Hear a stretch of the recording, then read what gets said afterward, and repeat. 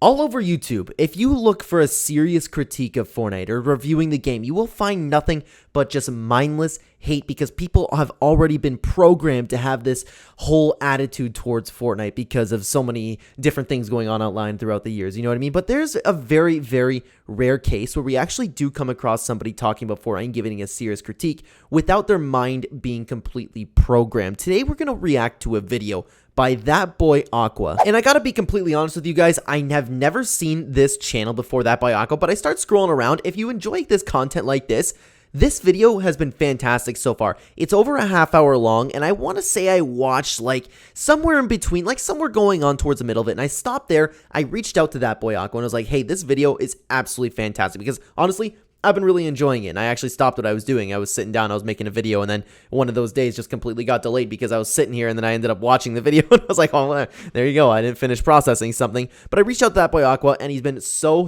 nice and is allowing me to react to videos. So I will encourage you guys, the content is fantastic so far from what I've seen. I've checked out a couple other videos, so please, in the pinned comment description down below, I will have a link to That Boy Aqua. Here is a serious critique of Fortnite. We're going to go through with it. I'm going to pause it. I'm going to give my thoughts on different talking points. And again, I have seen the beginning of the video, but this is going to be a reaction. I'm just going to be responding to the points, guys. With that being said, let's get straight into it for today. The video game medium has done nothing but expand over the last few decades. And with that, anyone can find a product that caters to their taste. But every now and then, we see a game take the world by storm. Minecraft was a crazy...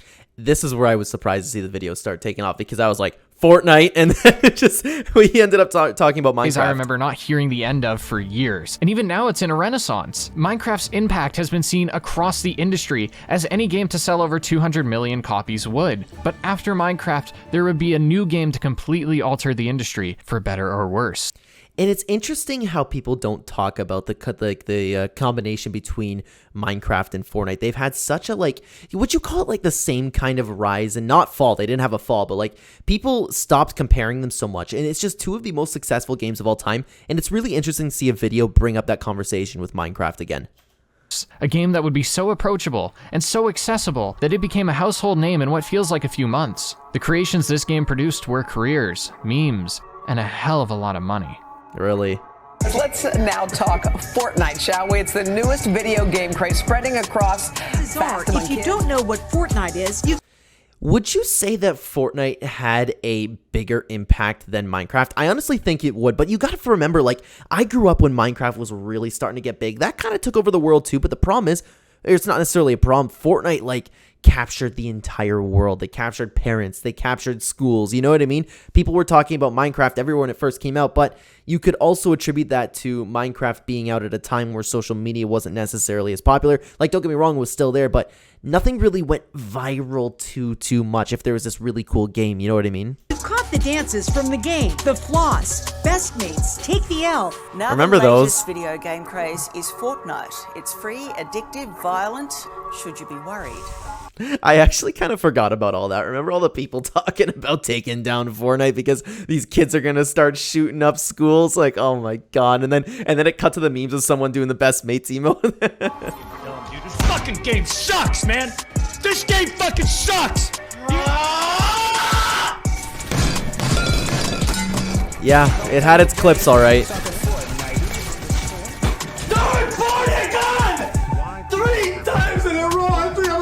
What a good intro.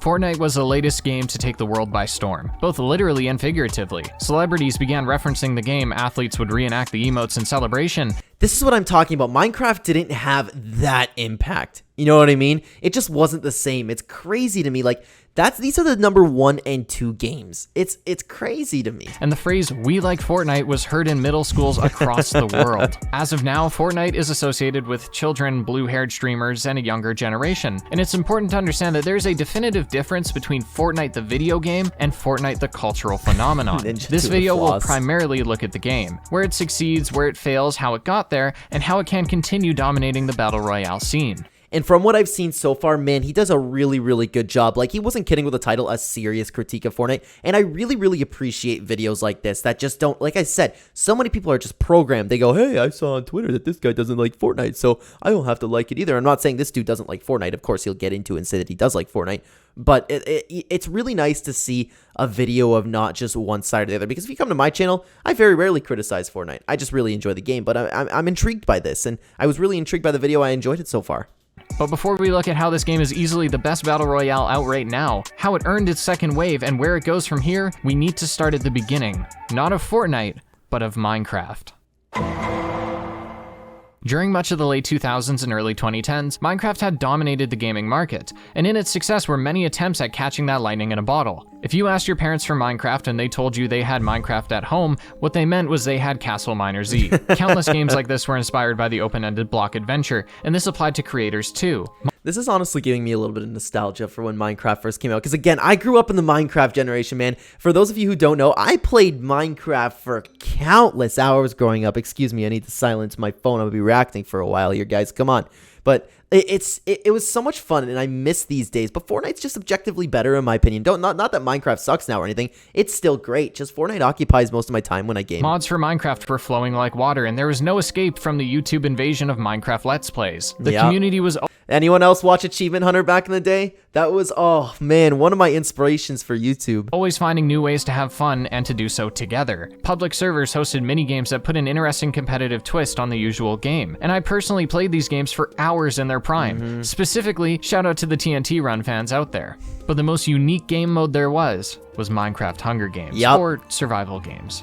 And it's interesting, like, I've never really seen a video, or maybe there's others out there, but I've never seen a video really tie in Hunger Games to Fortnite, which makes total sense. It's kind of like the first really popular battle royale, you know? Based on the movie of the same name, Minecraft Hunger Games saw roughly 12 players spawning in a tight circle and being let loose in a large enclosed arena. It's just like Hunger This arena was Games. mostly wilderness, and the idea was to traverse the wilds, gather tools and weapons, play either aggressive or defensive. The last player standing wins, and may the odds be ever in their favor. There were some intricacies to the game mode, paralleling the strategy present in the film, that added variety and encouraged risk. In the center of the map where everyone spawns, there was a high density of loot, meaning if you ran to the center, you would be the first to get your hands on weapons, but you'd also have a higher chance of dying early. With higher risk comes higher reward, as if you were able to survive the opening slaughter and come out on top, you would have the greatest selection of tools to aid your victory. The amount of nostalgia that I'm feeling right now is absolutely insane. Guys, comment down below if you also grew up in this era. Oh man, sometimes I miss it, you know, like just talking about Minecraft Hunger Games, because I never talk about it anymore. I understand that people still play it, but like, it was I'm not here to say like, oh, everybody should move on from Minecraft Hunger Games. I'm not saying that at all. It's just, I haven't played it in so long, and I played Minecraft for so long. Some of my best memories were playing Hunger Games with some of my friends. If you ever come across this video, River, Bicky, man, love you guys. This game mode was popular for its unique idea, its constant tension, and for being accessible. Not accessible in the sense that it was free, you still had to purchase Minecraft, but accessible in that the game sold 4 million copies in 2011, 9 million in 2012, it took over the world, and 33 million by 2013. Jesus. Everyone and their mother had Minecraft, so nearly everyone and their mother had access to these online minigames. Accessibility is part of where Minecraft Hunger Games succeeded, where its predecessors would fail. The most important takeaway from Minecraft Hunger Games is that it was a new idea in the gaming space. Perhaps not the first, but one of the first to popularize the Battle Royale, and the loop of gathering materials in between fights. But Hunger Games also highlights some inherent flaws in the Battle Royale. No fight in a Battle Royale is a true 50-50. The odds of two players being on the same elevation, with the same weapons, armor, skill, and map knowledge is near impossible. And that's what really made it fun, you know? It was the first of its kind. I don't even know if it was the first Battle Royale, but I believe it was really the first one that kind of took over the world like Fortnite. With so many variables comes a feeling of being cheated. If you immediately gun for the cornucopia at the beginning, you could get the fishing rod and your opponent could get the iron sword, and it's there that the fight ends, before it ever began. The element of chance can be the catalyst for desperate improvisation, which if leading to a win is euphoric because you won against the odds, because you were better. But if you lost, you felt as though the last 10 minutes of waiting in the lobby, gathering your tools, and entering your first fight just to lose was for nothing. I never really personally felt this way, but I totally understand why people did. I'm one of those weirdos that can just hey, you know what? I died. I'll load into the next one. You know what I mean? I had fun. I had fun if I died 5 seconds in. I'm just weird like that. The final variable was the third party. If you and another player were in a duel, depending on the tools, it could go on for up to a minute, which is an eternity in game. You may fight tooth and nail to get a win, but little did you know there was someone stalking right from above, meaning your victory is immediately met by the local janitor cleaning you up with a single well-placed arrow. God forbid there was someone actually cheating, which in traditional multiplayer games was, while still common, had more the player could do about it.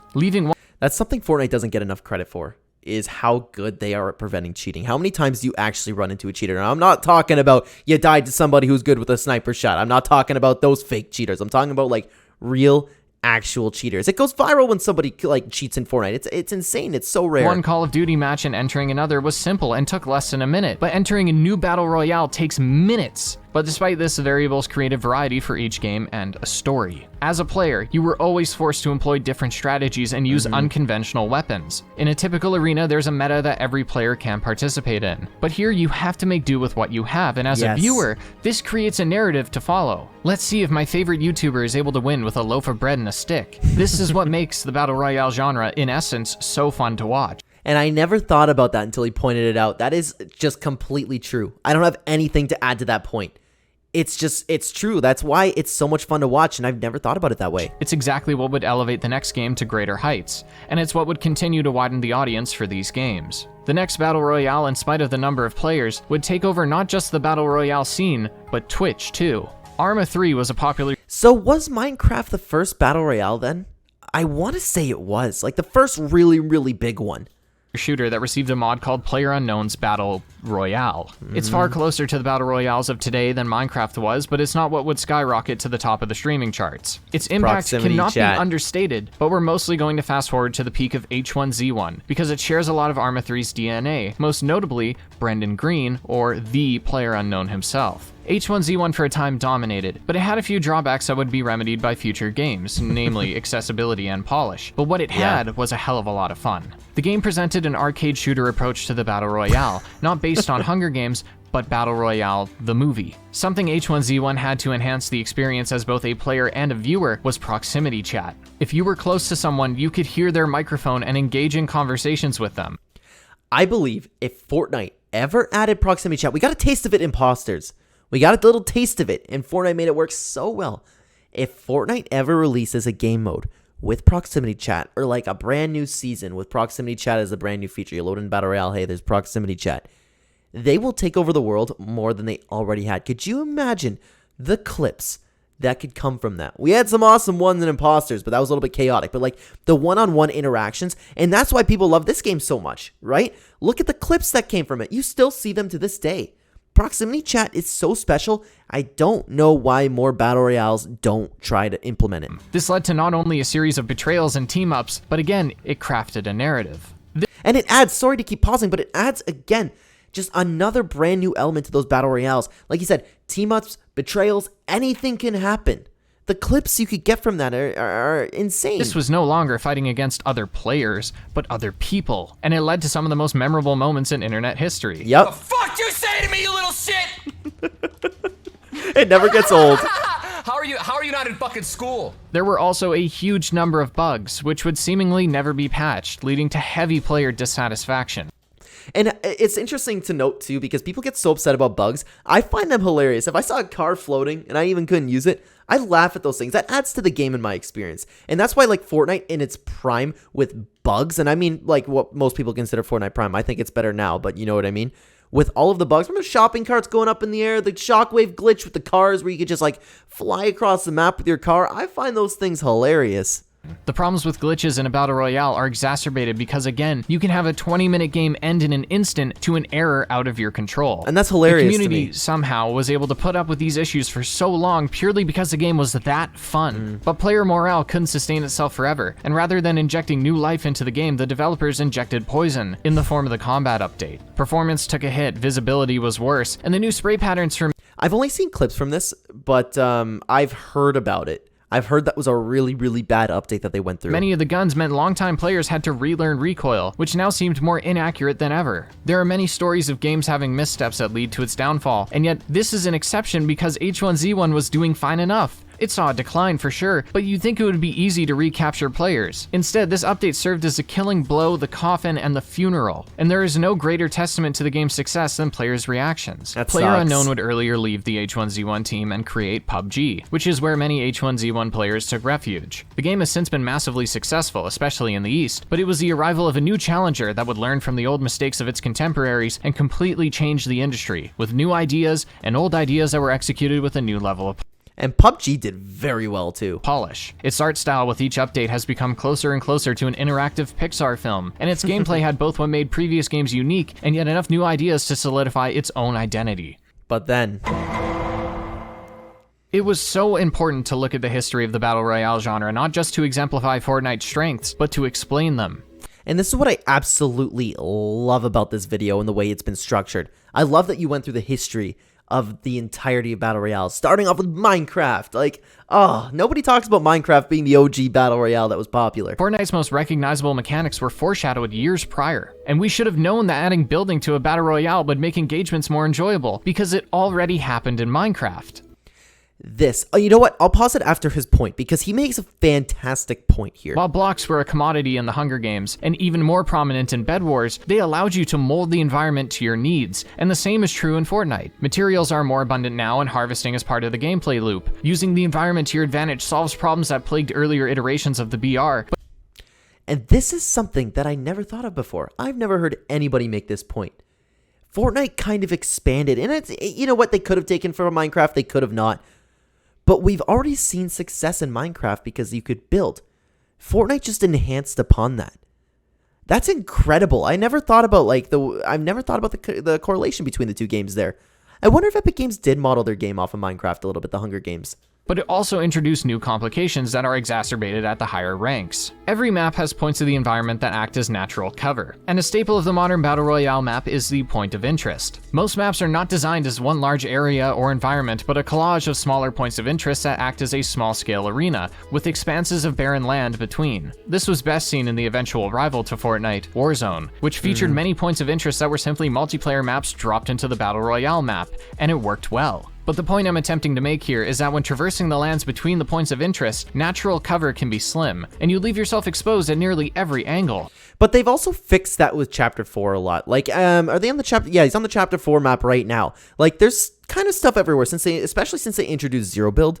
They've kind of fixed that. Being able to quickly put up a wall on one side of you or even a wall in front of you allows you to isolate angles on the fly. A wall offers cover, and a staircase in front of said wall is cover you can reliably peek from. It's so this unique. negates the need for natural cover, something that would ultimately hurt the game later on. Eventually, players began to optimize building, to a humorous degree. Countless times I've shot someone and the immediate response is to crank a 90 for a near instant cover. Cranking 90s is just one of the many techniques to quickly build, and when combined properly, you can get from the ground to the air in mere seconds. And this is what I really like about the critique of Fortnite. It seems like, and I haven't watched enough to really decide whether or not, or get the impression of what he believes on building, but I get the feeling that he prefers Zero Build, and I get the feeling that what he doesn't like about Fortnite is that somebody cranks so hard. It is so refreshing to see somebody critique Fortnite in this way, where it's not just, oh, he got shot, and then all of a sudden he's in the sky, and then I'm just dead to a one-shot. This guy obviously has never seen a woman before in his life. You know what I mean? It's refreshing, and I really appreciate that. As is the case with many shooters, the high ground is ideal, which means engagements are a race to the build limit, becoming a war of attrition, and the loser is the first to run out of materials, bullets, patience, or dexterity. It also means that building eclipses shooting. The gunplay is tight in Fortnite, but never tight enough to properly separate the beginners from the experienced. There's enough bullet spread to ensure that lucky shots are common and unlucky shots equally so. Yep. I think this level of variability is unfair to the skilled player, and it ensures that even the worst of players can get lucky. This means that you cannot rely entirely on aim, and building offers the advantage needed to win many encounters. I don't know, though, if I agree with that, because there's like a healthy balance between the guns. Like, some of them are really skillful and really, really good. Like, if you get the pulse rifle in this season, for example, that rewards accuracy. The sniper's one shot, that rewards accuracy. I understand what he's saying here, but I don't know if I necessarily agree with that. It's not a fix, but an aid to mask the smell of VS. But with this added depth comes politics in the form of a class divide, the builders and the non-builders, the haves and have-nots. Most new players build infrequently because it's unfamiliar to them. What is familiar is the movement.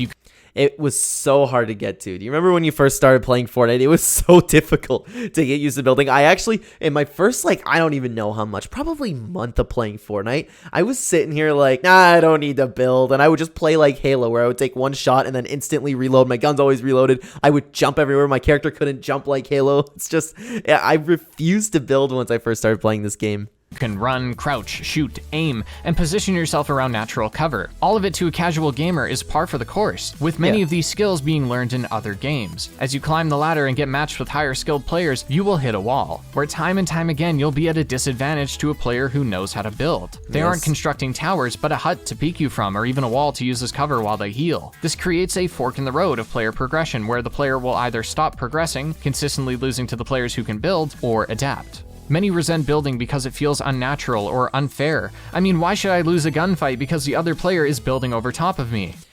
Because that's part of the game and that's part of winning in Fortnite, you know? But I understand what he's saying. I understand, obviously he's walking us through different people's perspectives, and it is foreign to people. People are reluctant to learn it. The answer is that it isn't a gunfight, and treating it as a traditional This might be where I ended up stopped watching the video. duel is what leads you to loss. Me personally, I don't like building because I suck at it, and I don't have the time to reach the unreasonably high skill floor. Why can't more people admit that? It's not a big deal, you know? You don't like building because you're not good at it, you don't want to get good at it. Why can't more people just admit that? And instead of just constantly attacking the people who really wanted to learn how to build, or people who have stuck with the game and naturally figured out how to build over the years. It's not just about making quick cover, it's about resource management, maintaining high ground, quickly editing a window into a wall in front of you to shoot through, and then removing said window. It's all rather complex. My monkey brain can only keep track of two things, aim and shoot. But that's what I love about Fortnite. That's what makes it different. That's the reason I at least fell in love with Fortnite. So many other people did. It's so different. Once you really get the hang, and I'm nowhere near amazing at building, don't get me wrong, but I'm good enough to compete. Once you get to that level, and it doesn't take long, it's just, you play, you know what I mean? You can go and create it for an hour. People always talk about oh my God, well, I don't have time to spend 8 hours a day, every single day playing in creative mode to get better. Realistically, I would say you need an hour, 2 hour max. Then you have some fundamental skill sets that are there for good. And then you could compete as long as you can shoot a shotgun, which you probably can because you played other games, right?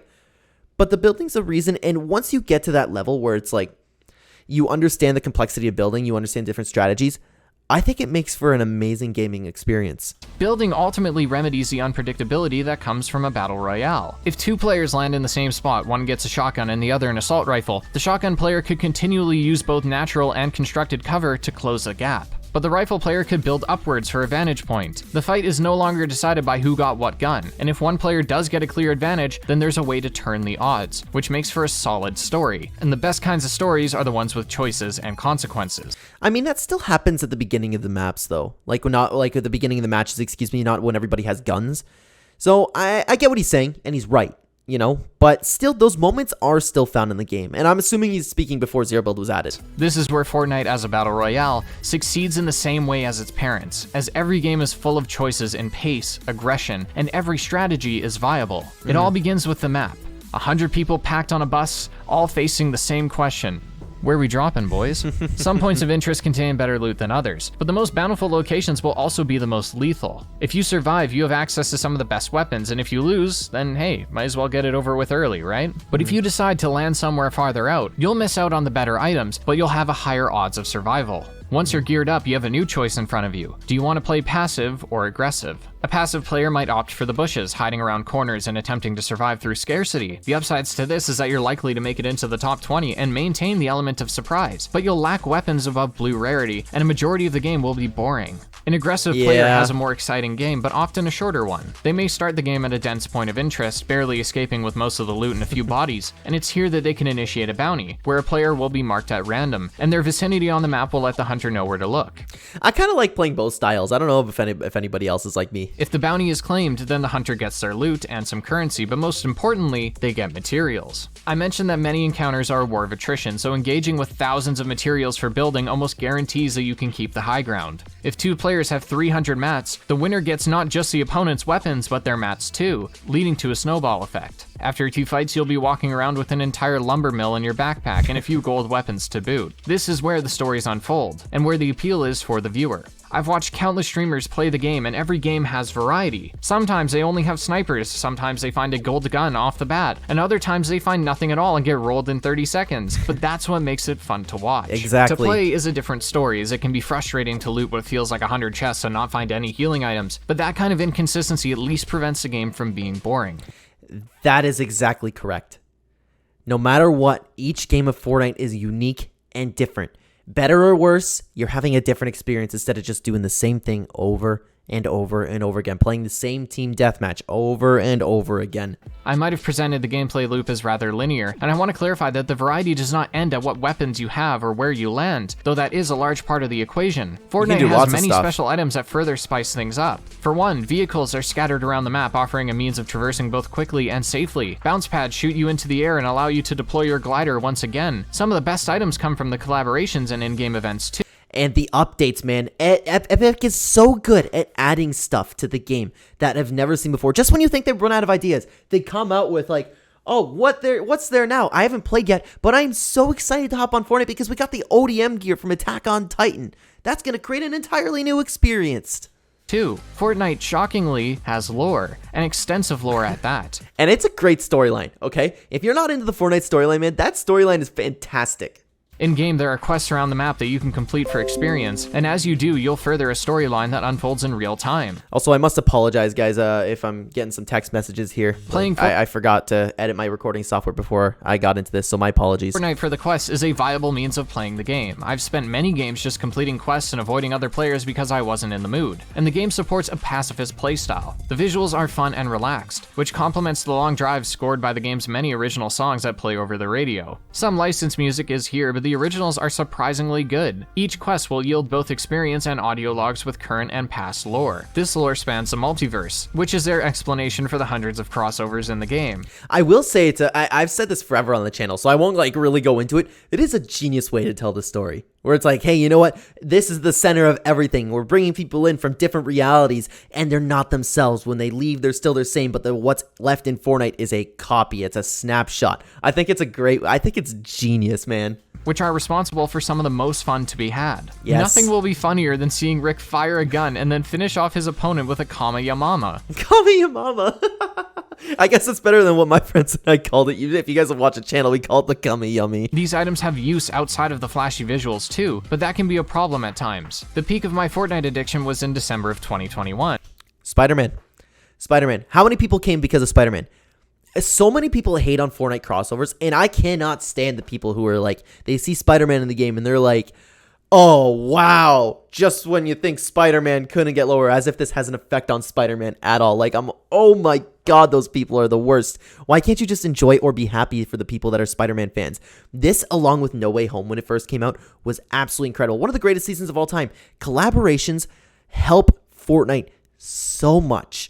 And it's some of the most fun, he said in the video here, crossovers are sometimes the most fun that Fortnite has. Like I mentioned earlier, I'm excited to play with the ODM gear tonight. I love Attack on Titan. Crossovers are great for Fortnite. Specifically because the new season introduced Spider-Man, and you know I never pass up a game with him in it. With the introduction of the webhead was the Webshooters. The Webshooters were unreasonably well made. Yes, exactly. Why is it that Fortnite can make mechanics work better than any other game? Just like I was talking about earlier with proximity chat. Why is it better? Which is something I've always respected Fortnite for. They never do half measures. What further exemplified how great the swinging was is the comparison to Marvel's Avengers, which released Spider-Man around the same time. I'll spare you from the multiple minute-long tangent about how good the swinging is, and how it genuinely offers more control and speed than too many other Spider-Man games, and just get to the point, which is balance. Yep. The Webshooters are a great peel ability. If things are getting bad, you can immediately exit a fight, and further, if a player was high above you, it was easy to swing up to the high ground. The problem is that in many cases, you could be winning a fight and your opponent will just swing away. If you also have Webshooters, and you can engage in an admittedly high-octane chase across the map. And that was so much fun. And especially like even like when you're chilling and tilted, you know what I mean? And you see two guys with Webshooters just like swinging across, or even like dragging their butt like on the pavement right in front of you. But if you don't, then you've wasted your ammo, time, and probably health. This could be a criticism of either the player or the game, but your ability to exit a fight is far too common. Too many times I've been fighting someone just for them to hop in a car and drive away, bounce pad away, rift away, and it can be really frustrating. Now, this is where I disagree with a lot of people, and obviously I'm in the minority for thinking so, but I could just be me being weird again because, like I said, I don't care if I die off spawn. I don't find that boring. You know, I just load into the next one and try to do better.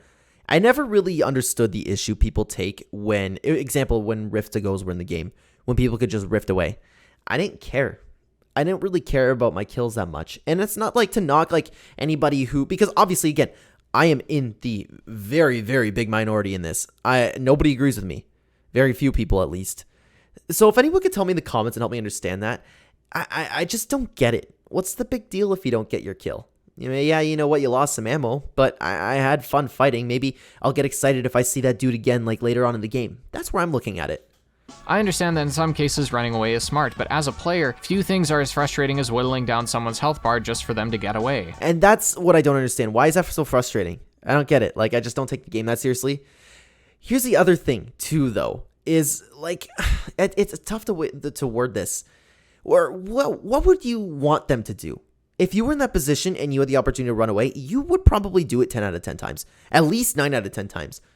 So I don't really understand, like, I go, oh my god, what a coward, and coward being the nice word that people use, you know what I mean? Compared to the words that other people use. I never really understood that, because if you were put in that other person's situation, of course you would run away, if that was the best thing to do. So, again, I just don't really get that point.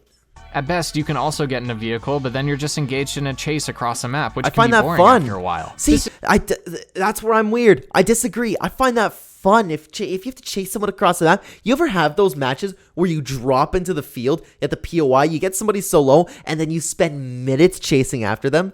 I find that really, really fun. Extends to the weapons as well. The pump shotgun does good damage, but compared to the drum shotgun, which fires a near non-stop brigade of shells, it's clear that one is better than the other. The Ranger rifle, despite the name, is terribly inaccurate at range, and it is also often beaten out by other rifles in its field that I often find myself choosing a blue rifle over the gold Ranger. At the top level, where the players are both building and shooting at their limits, a weapon imbalance could be the deciding factor. This also means that pros are limited in their arms selection, looting for minutes until they find the weapon they need before entering the fray, just so they have a fighting chance. But this issue also highlights one of Fortnite's strengths, which is that updates come out relatively fast, and weapons and no game's been ever been able to keep up with it. Are cycled out. A new weapon will arrive, and with it, other new weapons are unvaulted. It's not always new, but keeping weapons rotating forces the player to appreciate them while they are here, which is yet another thing keeping the game dynamic. The map changes with each season, and even halfway through the season. New locations are added, some are changed, and with each new chapter, occurring after a number of seasons, often see an entirely new map.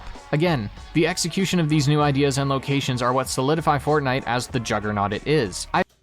And that's what I really respect about this video. Again, the game never gets boring. There's always something new to check out. This guy is looking at this game objectively, and that's what I appreciate. I've seen other battle royales completely fall off because their new map was a miss, or they took too long to patch a glitch, or there was weapon imbalance for too long, but not Fortnite. And how often do you see Fortnite miss? And don't think about Twitter, because the people on Twitter just complain and complain and complain and complain for no reason. You know what I mean? There's no satisfying the people on that app, for the most part at least.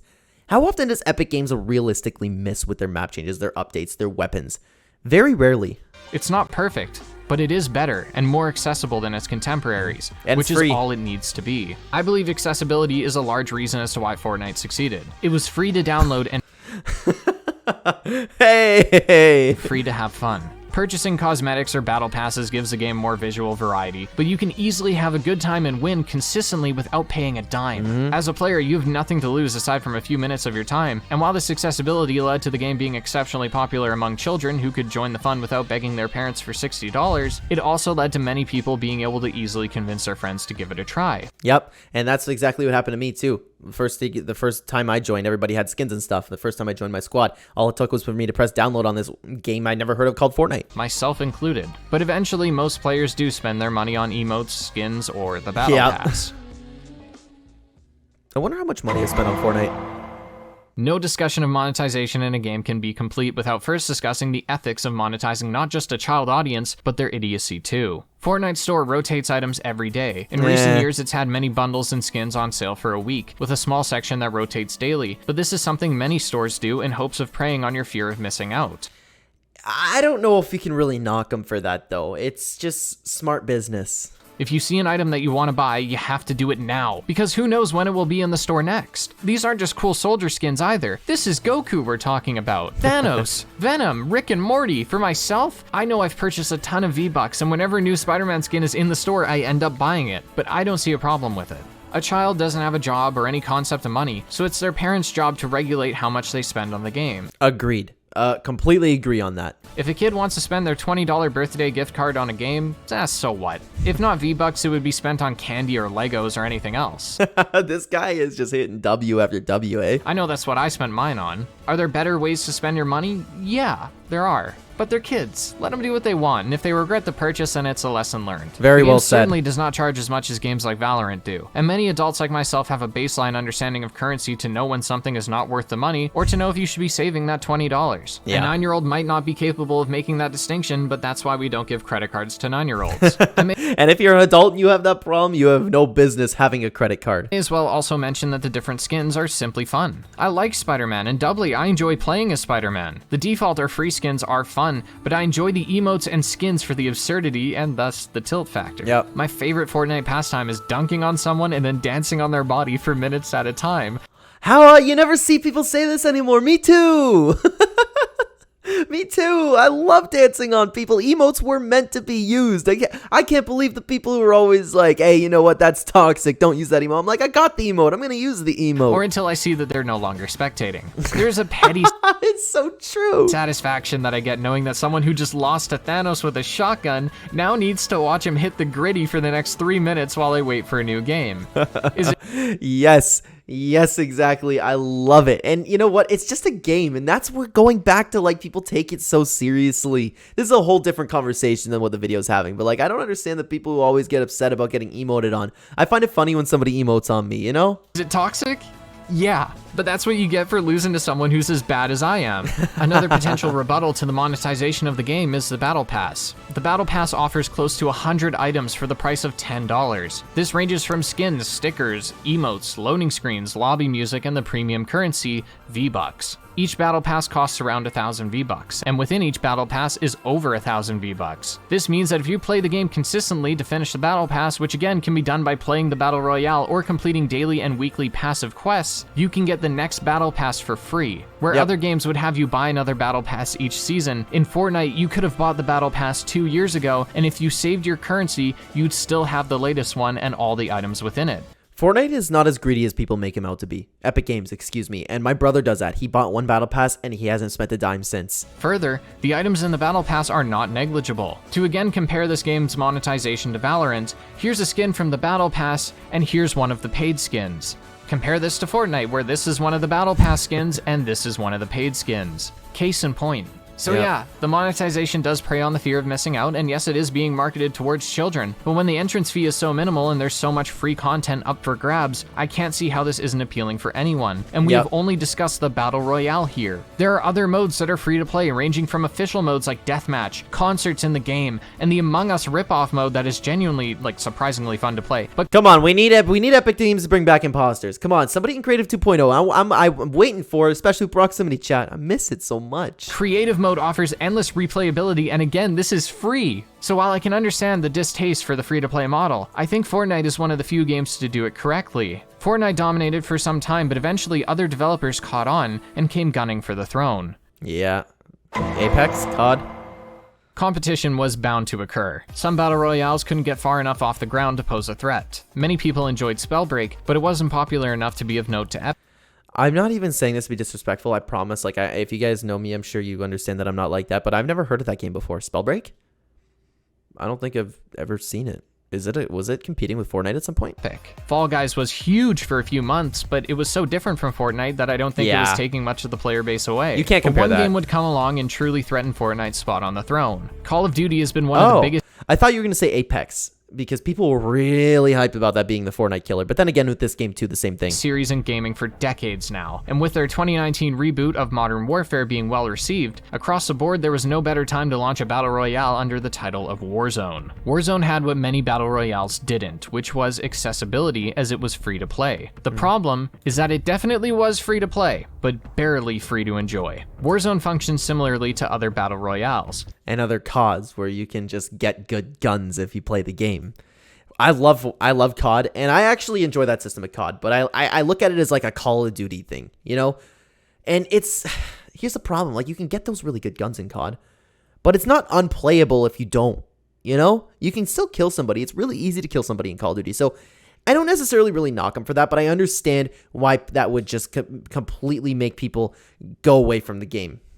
You fly over a map and drop in at different points of interest, collect loot and guns, and the last player standing is crowned winner. The major difference between the two games was, of course, no building. Encounters were fought on the back of aim, positioning, and skill, mostly. Warzone was fun, so much so that for about 2 years, I played the game upwards of 2 to 4 hours a day, 5 days a week. Yeah, I actually really like COD. For those of you who don't know and watch the channel, I love Call of Duty. I think it's great. I think Fortnite's better, that's all. And I was far from the only person who was properly addicted, but it wasn't perfect. The first crack in Warzone's armor was its free-to-play structure. Warzone was a free game, but Modern Warfare was not. This would be fine if not for an integral mechanic to Warzone's gameplay, the loadout. With enough money looted from around the map, you could purchase a loadout box, where you and everyone on your team of up to 4 can select their custom classes from Modern Warfare 2019. This includes attachments, lethals, and importantly, perks. You unlock these by leveling your character and your guns, something that moves ridiculously slow in Warzone, and the solution was to grind guns in Modern Warfare, which costs $80.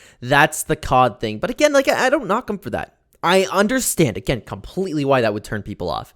I just look at it as a COD thing. Hey, you always had to grind in COD. You always had to get the good guns, and that was enjoyable for me, at least. Perks, you would be at a severe disadvantage. Having Ghost prevents you from being seen on a UAV, and a heartbeat sensor or any other scanner. Your class could contain guns that are better than the ground loot, which only features a few select guns from the roster. But then again, I also contribute this attitude that I have to, like, you know, going back to this saying where I just don't take games seriously at all, you know? I don't care if I die. I don't care if somebody has a better gun than me. I don't care if somebody has a mythic gun in Fortnite. I don't care. I don't care if somebody looted a shotgun and I found a sword. That's just me, though. So I guess I sometimes I have trouble looking at this from the other perspective. Maybe not, because I understand. But it's just, I look at stuff like this and I'm like, I don't care. You know, I like Warzone. It doesn't bother me that somebody has a better gun. But I understand completely, but I don't. Does that make any sense? I understand the thought process. I understand why people get turned off. But I don't understand why people care. That doesn't make any sense, does it? I hope you guys understand what I'm saying. I apologize. This would be somewhat excusable if not for the weapon balancing. The weapon balancing throughout the entirety of Warzone's lifespan, and even Warzone 2, was abhorrent. Most often than not, there would be one gun that dominated the meta, and if you weren't using said gun, you'd lose the fight before it began. If you were an active Warzone player, here's a few words to give you PTSD. The R9 shotgun, the Gra, the Bruin. Yeah, some of you are in tears from the thought. These weapons were paddles, used to spank anyone who didn't pay the price of $80 and hours of grinding. This was a have and have not system, and one that the developers not only perpetuated, but exploited. I love the Within the Battle Pass, you can unlock new guns. Often if you bought the Battle Pass, you'd get it before those who didn't buy it, and this led to a very repetitive cycle. A new weapon would be released alongside a new season, and this weapon would be busted. This would encourage people to buy the Battle Pass and unlock the gun, but that was only half of the equation, because you needed the right attachments too, the best of which required you to play with the gun extensively. Very conveniently around this time, the developers would release a bundle that contained a blueprint for this new gun. And this blueprint contained a majority, if not all, of the best attachments for the gun. They're pretty smart too over there, you know what I mean? I can't knock them for doing it. Which adds an element of pay not to People win, always play. but for a large convenience. Keep in mind, when a gun is meta in Warzone, it is not needed to win. It is needed to compete. The gameplay loop was always so repetitive in Warzone because the goal was the same. I don't know if you really needed to compete, though. You're certainly at a disadvantage, but I think you can compete. Drop in, get as much cash as possible to get the loadout, and then the game begins. Everything before was simply setup. This is why bringing custom weapons into a loot-based battle royale is a fundamental error, and this hurt Warzone badly. But the decline was also caused by balancing taking ages to occur, while the new bundles were released weekly. Further releases like Cold War and Vanguard hurt morale as they were inferior to Modern Warfare, and the new Battle Royale map Caldera was a disappointment, especially when compared to the few changes occurring in the previous map Verdansk. Compare it to Fortnite, barely anything happened in Warzone. And yet despite this, Warzone was one of the biggest battle royales of the time, and it seemed like a more mature alternative to Fortnite, which became too popular for its own good. Like anything that hits the mainstream, there were enough Ninja doing the floss. Cringy moments associated with the game to make many want to distance themselves. And if not that, then the real barrier was the building. The learning curve for the game was steep, but a simple change would completely revive Fortnite and make many realize, including myself, that it's not going anywhere. During the launch of Chapter 3 Season 2 came the brand new Zero Build game I was wondering if he was going to talk about this. mode. The same old Fortnite, but with no building, and some movement abilities like sprinting, sliding, and climbing to boot. But this introduced new problems. What allowed Epic to nail this mode is the quick remedies to these new changes. When you had building, open areas were not a problem because you could build yourself cover, but now, the wilderness between points of interest are no man's land. Yeah, but they kind of fixed out Chapter 4. Like, the map is so good for Zero Where Build. getting one-shotted by a sniper is a near guarantee. The solution was quick, and while not eliminating the issue, diminished it quickly. Overshield, a regenerative shield yeah, of that's 50 true, too. points, gives you the time to reposition when caught off guard, allowing traversing no man's land to be a calculated risk rather than a death wish. Zero Build revived Fortnite because it made the game, and I know I'm a broken record, more accessible. It removed the learning curve, but also added new problems. I wouldn't say that it revived Fortnite, though. It certainly made it, like, way more popular than it already was. But that's the issue when you talk about Fortnite having a revival, because it was nowhere near dead. It still had millions of players, you know what I mean? But the point that I always make is Fortnite was at the top of games. There's only one way for it to go. It couldn't possibly get more popular. Of course, it would go downwards. So then when it does something real, like when Epic Games does something really good for the game, people are like, oh my god, Fortnite had a revival. It was a dead game, but it wasn't a dead game. Yeah, there were less players, but there was only one direction for the game to go. The greatest issue plaguing Zero Build currently is the solution to traversing the wilderness. When a player has a regenerative shield, they can take long-range fights and not deplete their resources. There are too many fights that take place across barren land where a stalemate occurs, and the fight ends when one player makes a foolish play to close the gap, leaving themselves exposed. That's a good point. But again, the new map introduced in Chapter 4 has more hills and natural cover. Yep, like look at the difference there. Look at the complete difference. That's just one screenshot of the map. It's the whole map. This map is so well designed. That remedies even this to variable degrees. Now with Chapter 4 Season 2, we have additions like a glint that will easily show the player where someone is sniping them from. Fortnite, unlike its greatest competition, listens to its players and is constantly fixing problems while adding new variables to gameplay. I know I've ignored one other competitor, Apex Legends, but I only do so because there's little to say. Apex has differentiated itself from all other competition, so well that it stands on its own, and while I believe its skill floor is higher than Fortnite or Warzone, I know the gameplay has its intricacies that make it a worthy alternative. Yeah, I actually don't know much about Apex, and all the time, and there's so many games, like I still need to play Sonic Frontiers, man. There's so many games that I say I want to give a shot. And I was always interested in Apex, but I just never got around to it. I've only watched gameplay on it. I haven't spoken on the game because it isn't my cup of tea, but I respect the game, and I think it's well made. It never really clicked for me, and that's okay. That's what I love. I absolutely love this guy's attitude. You know, so many people have the attitude where it's like, hey, I don't play Apex. What a stupid game. Why do you play Apex? I don't understand that attitude. But like, we're living in a clown world, man. People can't respect any other games. It's so sad that I have to look at a video like this and go, wow, that is so cool that this guy respects other games. Isn't that insane? Apex won't likely reach the same heights as Fortnite due to the lack of mainstream appeal, and as of writing, is struggling with a cheating problem. I won't hold this against just Apex because nearly every game has it. Warzone has a horrendous cheating issue, and I know there's plenty in Fortnite too. I haven't seen too many in Fortnite, and it might be because I'm simply not good enough to get matched with them yet. No, there's just not that many in Fortnite. Epic Games does such a good job with their anti-cheat. Which leads me to another thing Fortnite has done well: skill-based matchmaking. I know this is a controversial topic, but an opinion I've maintained for a while now is that skill-based matchmaking is a good idea if executed well. And Fortnite did it well. Call of Duty often doesn't execute it well. If I perform well for one game, I am matched with Call of Duty League pros for the next 5 games, and the same applied to Warzone. It meant that I could not play it casually. Fortnite skill-based matchmaking seems to kick in much faster, and it's more accurate too. It takes multiple games for me to hit a point where I am outclassed, and when that happens, the game adjusts accordingly on a dime. I completely agree with that. So many people hate skill-based matchmaking because they get butthurt that they're like a little bit better than other players, and then they have to fight people their own skill level. They can just dunk on other players. That's why most people hate skill-based matchmaking. Yeah, you know what? There are issues sometimes. Sometimes you can tell that Epic Games was playing around with the skill-based matchmaking and it's a little bit out of whack. Realistically, though, the vast majority of the time, people are just butthurt that they start losing fights. They're fighting people around their same skill level. There's an argument to be made here that you could get better by playing with players far better than you, and I agree, but I also think for a casual experience, it works excellently. Agreed. The game also has a smooth onboarding process by placing bots in low-skill lobbies. These bots are relatively clueless, but for new players, it gives them a more manageable learning curve. And even if you're brand new, you can still feel the rush of dunking on someone. Once you are into the mostly real games, killing a bot can be less rewarding and hollow, but I still think the addition is ideal, and it's not present in ranked. You can compete and climb the ranks in Fortnite's ranked mode, and again, when we compare this to the likes of Warzone that as of writing this, still does not have a ranked mode, it is easy to see why many prefer Fortnite. Yeah, their arena was great. I know it may seem as though Fortnite had no issues, and that is not the case, but most of the defining moments like the shotgun meta of a few years ago are so polarizing that it's hard to say if the changes made to remedy such metas were helping or hurting the game. It's not that Fortnite has no problems, but it's that the problems are either season specific or have now been patched and fixed. Epic Games is so fast at that. It is they are such a fantastic company, leading to any criticism being outdated. It's also why, as a critique of the game, I can't go into too many season specifics because the video would be outdated at launch.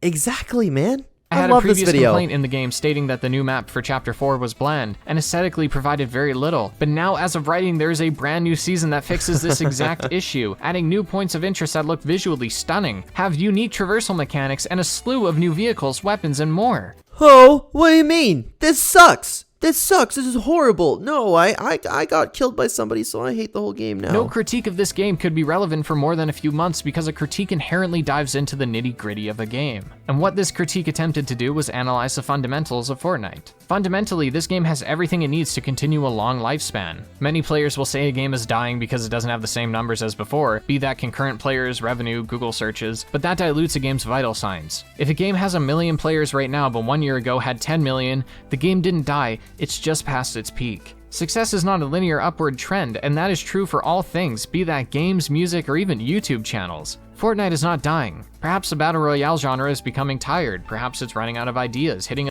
and Fortnite will forever be there, no matter what. And Tim Sweeney said in that interview, they laughed at the question. I know I've said this on the channel a few times, but in case you're new here, they were asked about the future of Battle Royale. They laughed at the thought of it possibly ending. They are confident, and Epic Games, they know what they're doing, man. Fortnite is going nowhere. Its logical conclusion, or simply gamers are waiting for the next big thing. But through all of that, Fortnite has consistently delivered better content than its competitors. That does not mean the competition has no appeal. There's plenty of reasons to enjoy the other Battle Royales, and not for what they do better than one another, but rather just in what they do to separate themselves. Apex has some of the most fluid and enjoyable movement in a shooter I've played, and Call of Duty's gun feel is as punchy as it gets. Art styles can also influence aesthetic preference, and hey, the competition didn't become competition by being poorly made. Am I the only one that loves every game's art style? Like, I'm talking about all 3 Battle Royales. I think they're all beautiful in their own way. On top of this, each game has been around for long enough to evolve drastically. Evaluating a game that has had multiple years of content is no simple task. Half the criticisms are irrelevant, as are the praises, and a game like Fortnite should be evaluated not for what it has right now, because the now in a game like this is fleeting. It should instead be evaluated on what it has done and is continuing to do. If we evaluate Fortnite on mechanics, it's one of the best battle royales in the genre. If evaluated on impact, it's no competition. If mainstream appeal and accessibility, again, no contest. So my concluding sentiment is one of gratitude, and hopes that the genre can continue moving forward. Gratitude. Take a look at this video, a serious critique of Fortnite.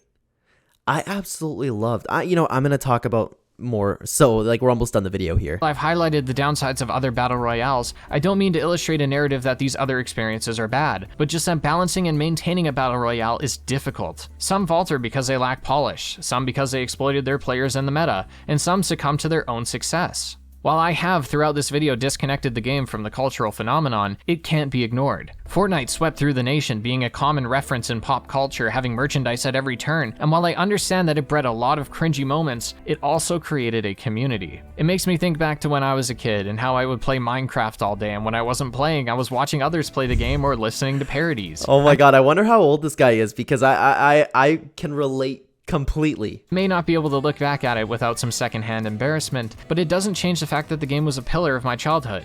So even if I'm not huge into Fortnite, I respect what it's done for the younger generation. It's offering an accessible sense of community, and a fun game too, which was exceptionally valuable given the events of the last few years. And people need to get past the Fortnite's a kids game thing because kids are the majority of the player base in every game. I would argue even something like Call of Duty.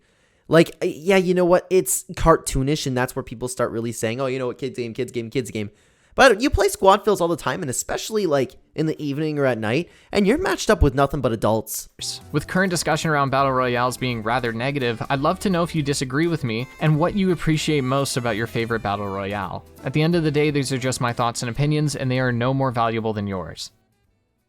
Aww. But if you disagree with me, then feel free to meet me at Tilted Towers and I'll fold you like an omelet, scrub lord.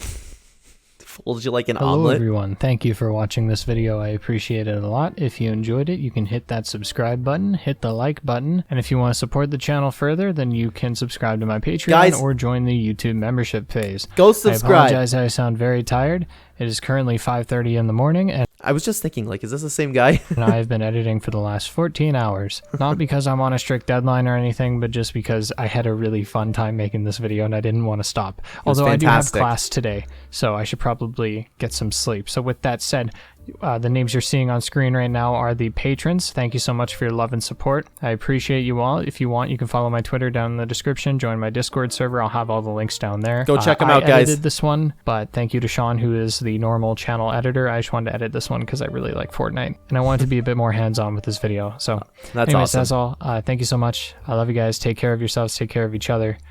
And we like Fortnite. Wow. So guys, what a fantastic video that was, and it is so refreshing to see a serious critique of Fortnite. You can tell that he likes the game, but still, it's clearly not his favorite game. You know what I mean? That Boy Aqua. I checked out a couple other videos, guys. You need to go check out the channel. Please, I encourage you to go over there. Go over to this video specifically. Go show him some love. It'll be in the description. It'll be in the pinned comment down below. But I wanted to react to this video because even like with myself, I don't think I'm that biased, but it's nice to get like another perspective of somebody on the outside, not necessarily inside the Fortnite community critiquing Fortnite. There were points that I agreed with, there were points that I disagreed with, but ultimately I feel like I agreed with most things. I had like some disagreements here and there, but still, what an amazing, well thought out video. That Aqua Boy, if you happen to watch this video, I can't thank you enough for letting me react to this. It was great. And guys, please go check out the content. And this is where I'll leave it up to you guys. Comment down below what you thought about this video, if there's anything you agreed or disagreed with. And again, go check out That Boy Aqua on the screen right now, guys. Our two fantastic Fortnite videos for you to check out. Go check them out. Click them on the screen right now. Thank you so much for watching. If you watched the whole video, guys, it's probably about an hour long. I will see you in the next one. Take care.